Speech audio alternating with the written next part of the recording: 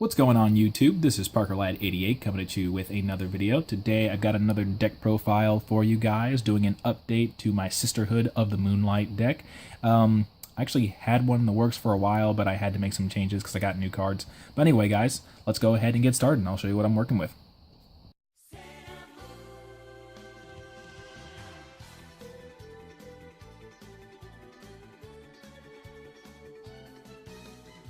Alright guys, let's go ahead and get started with our monster count. The first thing that we're going to do is we're going to run 3 copies of Lunalight Blue Cat. So Lunalight Blue Cat, she's going to be your main level 4 Lunalight monster. When she gets destroyed by battle or card effect, which is her most important effect, you can special summon any Lunalight monster you want from your deck. When she is special summoned, you can target one of your Lunalight monsters that's not her and double its attack. So really handy for beating over stuff, one of your main level 4s. We run 3 copies of Black Sheep. Black Sheep, in my opinion, is the best of the Lunalight monsters. It is your polymerization searcher, and then when it's used as fusion material, it gets back any of your Lunalight monsters from your graveyard or face up from your extra deck. And the main one you go for is Lunalight Tiger. So Lunalight Tiger is kind of like a watered down plush fire for this deck, if you guys remember what that card does. So basically, its pendulum effect is you can special summon any of your Lunalight monsters from your graveyard. Its effect's negated and it dies the end phase. It's really nice targeting Blue Cat because you can blow it up to special summon another Blue Cat, blow up your graveyard so you can go for future Xyz plays or fusion plays. And then when this card is destroyed by battle or card effect, you get any Lunalight out of your graveyard, like with no strings attached. So it's pretty good. We have 2 Wolf. Wolf is our Miracle Fusion. Not much else to say about that. And the last 2 Lunalights we run are 1 Purple Butterfly and 1 White Rabbit. White Rabbit has a very handy Giant True Nade effect with her. And then on normal summon, she also lets you fish one of your Lunalight monsters out of grave. This deck has a lot of recurability, which is why I like it. And then we have Purple Butterfly. Purple Butterfly, you can send it from your field to grave or hand to grave, target one of your Lunalights and give it 1,000 extra attack. And then it also has the added ability of being able to banish it from the graveyard, especially summon a Lunalight monster from hand really helps you go on with your Xyz plays. So that does it for all of the Lunalight monsters. Let's move into our support monsters. So in addition, a new addition is now that we have all the cards, we are running the Zodiac engine, which includes 2 rats to fetch other rats, Thoroughblade because he lets us draw, and then Whiptail because Whiptail, helps us get rid of problems, and you keep it around your hand so people don't see it coming. So the Zodiac monsters basically give Lunalights what they're missing, which is consistency and ability to get to get to their stuff quickly. So yeah, I will not say anything more than that, because I guess really not much else needs to be said. And then we run 2 Kaijus. So you might be wondering why we run 2 Gamma Seals opposed to running Radian. I don't run Allures in this deck. I don't feel like I have to with all of the search power that this deck has. And Kaleido Chick and Crimson Fox are not out yet as well. So I really need to beat over things easy. So we run 2 Gamma Seal. Also, just because the game is getting filled with cards that are kind of hard to kill at this point in the form of, VFD and Ultimate Conductor Tyranno, to name a few. Masterpiece is also coming out. Going Kaiju as opposed to going like 2 Lost Win 2 Strike how I had it before is kind of better. Alright, into spells. We have 3 copies of Tanky. Tanky is our searcher.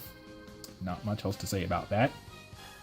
We also run 3 copies of Barrage. Barrage lets you do so many plays in this deck because basically one of my favorite plays is you summon the Blue Cat, then you play Barrage, use Barrage to blow up the Blue Cat, then you get Blue Cat's effect and you get a Rat Peer, so you can actually go for your 2 Xyz plays, no problem. Then you get to keep your Barrage so you can actually use it later.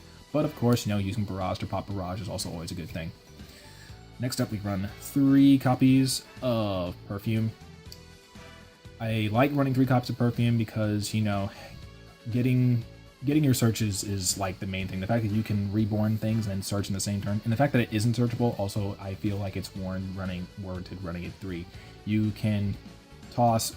Usually if you have this Black Sheep, you're usually pretty good because you use Black Sheep to toss for any of your polymerizations, reborn it back, then toss another card from your hand in order to go for a search. That's usually mainly what you do with this. And this in combination with other things, it's really, really good. So I like running it at 3. I know most builds run it at 2, but like in this, running it at 3, since this is a more combo heavy variant, it works for me. We have our 3 polymerizations in the form of 1 fusion substitute and 2 polymerization. Since we're running Zodiacs, we do run the Norden thing, and all those shenanigans where you go for 2 Xyz, hard fuse for Norden, and shuffle back, draw, instant fusion, all that kind of stuff. So that's why we run the 1 fusion substitute. Speaking of the 2 instant fusions, just so you know, we can go for Norton. What else? 2 fusion recovery. It's really hard to hard fuse for, just because I'm running a 2-3 ratio on the polymerization fusion substitute. It's kind of hard to go for Leo Dancer, just like hard fusing into her. That's kind of what I need the fusion recoveries for, or I need the fusion tags because, you know, Kaleido Chick isn't out yet.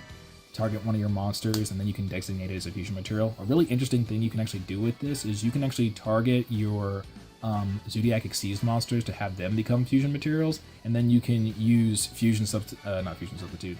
You can use fusion recovery in order to pick one of those, and you can put it back in your deck that way. So that's really interesting, I think. We have the 1 Fire Formation Tensu. This is usually the target I get out of Tiger King if I haven't already used a tanky. Using that extra normal summon just helps you continue your plays, so that's why we run. That's why we run it. And then we have our 4 traps. So like I said before, I was going. I had lost wins in this deck. It was 2 strikes, warning, 2 lost win, and then the reincarnation dance. Let me talk about this really quick. I like this because it gives me another option for our first turn play. If I don't open up the nuts, I can set this behind some other things, preferably cat, get a special off a cat, and then get 2 searches from this. Also, if it's already on my field, I can use barrage in order to blow up one of my monsters on field, so then I get special and search. Anyway, like I was saying, I was running Lost Wind, but, you know, kaijus, there are a lot of kaijuable monsters out there right now. It's pretty relevant. They need to be kaijued. Masterpiece, the dinosaur, or the really big dinosaur, and whatever the heck else I said earlier. Alright, into the extra deck. First off, we run only 1 Cat Dancer. I really feel like all I need is 1, considering you mostly just use Cat Dancers as stepping stone for your other fusions. And if I really feel like I need to, I can just use one of my Lunalight Black Sheep's effects in order to put it back if I really feel like I need to hard fuse for another one. But usually I never really do. We have 2 copies of my favorite in the form of Panther Dancer. Panther Dancer is the nice middle ground. One thing I actually forgot to mention about Cat Dancer was the fact that you can tribute a monster that you control. I think it has to be a Lunalight specifically, and then, like this one, she can attack all monsters your opponent controls twice, and then the first time, it doesn't die. It can't be destroyed by battle, and then for some reason it deals 100 extra damage every time you declare an attack, and that's mandatory, which can kind of get you in some sticky situations if you're facing down a Dolka, which is kind of relevant right now. It means you can't really beat over it.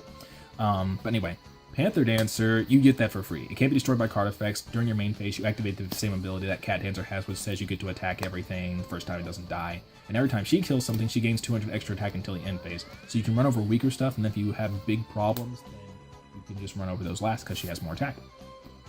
And then, of course, the big boss daddy, big boss mommy monster of this deck is Leo Dancer.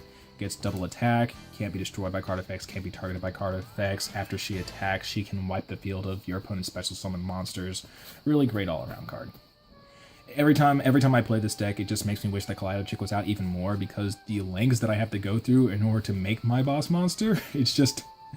it's fun to do, but it's just like, I really need Kaleido Chick. Norton. Zodiacs, we have Borbo. Borbo is just to have an extra Exceeds material to go for other stuff. We have Tiger Mortar. Tiger Mortar is mostly for when you open up with the Thoroughblade. You use Thoroughblade to toss your rat, then you go into Tiger Mortar, and then Tiger Mortar gets you back the rat so you can do rat plays. We run 3 copies of Broad Bull. Yes, 3 copies. One reason being that I don't have my Emerald, but my goodness, you can make so many Exceeds plays, so many hard Exceeds plays, and right now you really need all those searches for Lunalight, because Kaleido Chick is not out. So getting as many searches as you can to go on with your crazy plays is really necessary. We got the 1 Dryden, we have the 1 Tiger King. Tiger King, the only reason why you really use him is just to get Tensu or Tanky, really. You don't actually use his skill drain effect. And the fact that I don't have a Gyoku yet means that I can't do his other thing, but hopefully I can come across a Gyoko, whatever it's called. And the last 2 things we run are Abyss Dweller, because Abyss Dweller is super relevant with, like, True Kings and dinosaurs running around. And then we have Utopic Future, because Utopic Future just kind of moves things out of the way. You have Utopic Future move things out of the way, and then you just like double attack with Leo Dancer, which will be super relevant when we get Collider Trick. And that pretty much does it for the entire deck profile, guys. So let me know what you think of my updated deck of the Sisterhood of the Moonlight, and I'll be back at you guys later with future videos. This is Parker Lad, out.